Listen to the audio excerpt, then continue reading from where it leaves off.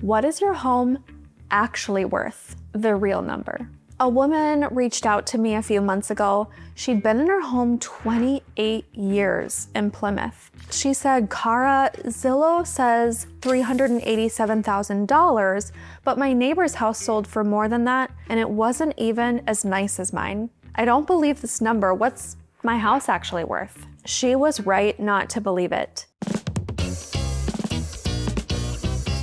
And today, I'm going to show you exactly why these online estimates are often wrong, sometimes by $40,000 or more, and how you get your real number. Zillow's Zestimate is a machine learning algorithm. It looks at public records, square footage, beds, baths, some sales history and tax assessments, and it compares your home to other homes in your zip code. Here's the problem. It has no idea that you redid the kitchen in 2019. It doesn't know your home backs up to a pond instead of a busy street. It can't tell that you put in a new roof last year, and it doesn't know whether your basement is finished or what condition your mechanicals are in. Zillow itself publishes the error rate of their estimate. For off-market homes, meaning homes that aren't currently listed, the national median error is over 7%. On a $400,000 home, that's $28,000. And in neighborhoods where sales are infrequent, like many of the suburbs I work in, that error can be significantly larger. So when you see the number on Zillow, treat it as a starting point, but not a fact. A comparative market analysis, what I call a CMA, is what a professional agent does to figure out your real number. And it's a very different number from an algorithm. Here's what goes into it. First, I look at your immediate neighborhood, not your zip code. Your street, your subdivision, your quarter mile or half mile radius. I pull in homes that have sold in the last 60 to 90 days that are genuinely comparable to yours. Then I make adjustments. Your home has a finished basement. The comparable doesn't. That's a positive adjustment. Your home backs up to a highway and the comparable doesn't. That's a negative adjustment. Your kitchen is updated. Noted. Your HVAC is original from 1998. Also noted. I look at active listings right now because those tell me what your competition is. I look at pending sales because those tell me what buyers are willing to pay today. I also look at expired listings, homes that didn't sell, because those tell me where the pricing went wrong. The result of all this is a price range I can actually defend, not a guess. It's a number with real reasoning behind it.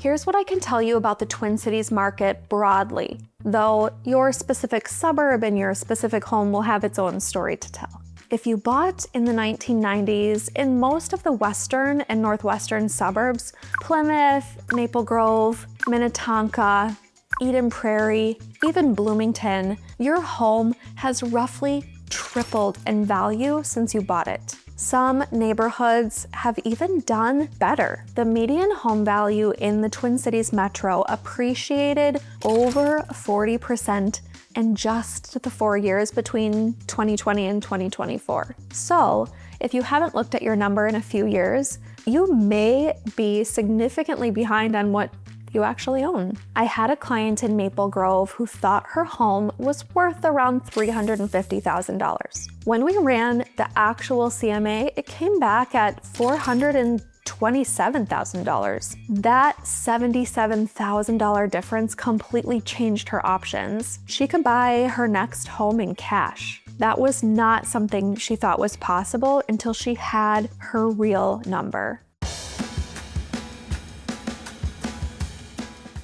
one more thing I want to address. Sellers often overestimate the value of improvements, and I want to give you a more honest picture of that. A kitchen remodel in the Twin Cities market typically returns 60 to 80 cents on the dollar. So if you spend $40,000 on a kitchen remodel, you can expect to add maybe $24,000 to $32,000 on your sale price, not the full $40,000. But it also makes the home show dramatically better and often shortens the time on market. A new roof adds value primarily in that buyers don't subtract for it. A 20-year-old roof is a negotiation point. A new roof eliminates that concern. Curb appeal and paint, both interior and exterior, return tremendously well. First impressions drive buyer emotion. Buyer emotion drives offers. I'll cover all of that in detail in the episode on repairs and what it's actually worth doing them before you sell.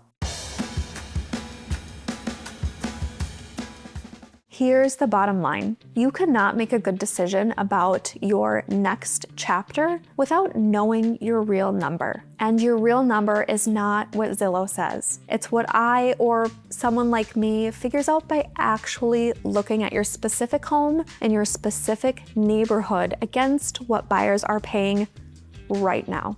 The link in the description is for a free comparative market analysis. There's no obligation. This is not a sales appointment, it's information. I'll give you your real number. I'll walk you through how we got there, and then it's entirely up to you what you do with it. Next week, we're going to talk about the single thing that's stopping more people from even starting this process than anything else. The 30 years of stuff in the house. I'm going to give you an actual strategy for dealing with it, including some resources in the Twin Cities most people don't even know about.